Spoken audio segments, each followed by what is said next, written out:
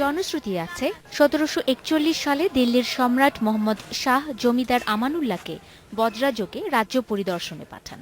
নির্দেশ ছিল যেখানে রসদ শেষ হবে সেখানে নোঙর করে দিল্লির শাহী মসজিদের আদলে একটি মসজিদ নির্মাণের।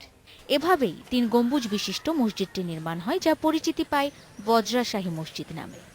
সে সময়ে যে বিজ্ঞান প্রযুক্তি ছিল না, কিন্তু কিভাবে শিল্পীরা কারিগররা এত চমৎকার একটা মসজিদ তৈরি করেছে, এটি আমার কাছে সবচেয়ে বিরল লাগছে।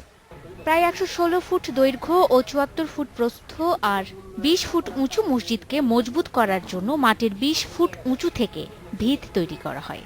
মসজিদে প্রবেশের জন্য রয়েছে ৩টি দরজা। প্রবেশ পথের ওপরে রয়েছে কয়েকটি গম্বুজ।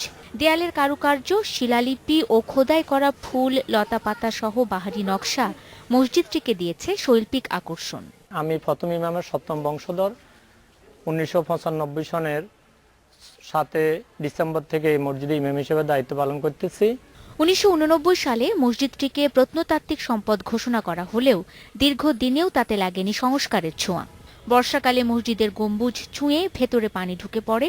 অজু ও গোসলের জন্য খনন করা বিশাল দিঘিটি ভরাট হয়ে বিলে পরিণত হচ্ছে। তবে ঐতিহাসিক এই মসজিদটির সংস্কারে প্রয়োজনীয় পদক্ষেপ গ্রহণের আশ্বাস দিয়েছেন জেলা প্রশাসক। প্রয়োজনের তুলনায় এই যে কালেকশন হয় এটি যথেষ্ট নয়। এই বিষয়ে কিছু ব্যবস্থা আমরা গ্রহণ করব ভবিষ্যতে। মসজিদটির ঐতিহ্য রক্ষার্থে এবং দুর্লভ নিদর্শন সংরক্ষণে প্রত্নতত্ত্ব বিভাগ যথাযথ উদ্যোগ নেবে, এমনটাই প্রত্যাশা স্থানীয়দের। Independent news.